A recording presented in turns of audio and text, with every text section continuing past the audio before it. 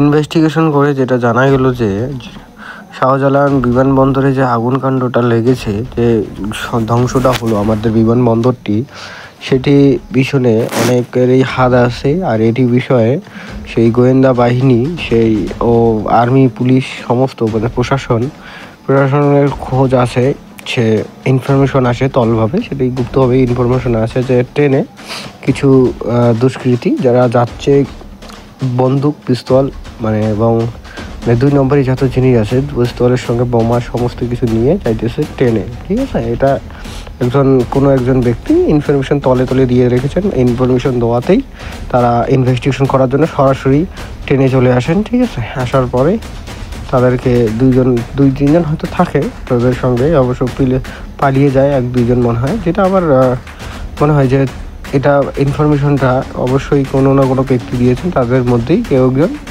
বা ট্রেনে সন্দেহজনকভাবে তাদের চলাফেরা সন্দেহজনকভাবে করার জন্যে তাদের ইনফরমেশন দেন। তার ফলে তারা সেনাবাহিনীর ফ্রোজ চলে আসেন, সবাই চলে আসেন, সেনাবাহিনীদের ফ্রোজ চলে আসেন ট্রেনে। আসার পরে তাকে ইনভেস্টিগেশন করা হয়। সে জানা যায় যত সম্ভব এটা একজন ইন্ডিয়ান বা কারো একজন হতে পারে। বাংলাদেশি সেনাবাহিনীর যৌথ অভিযান চালিয়ে সমস্ত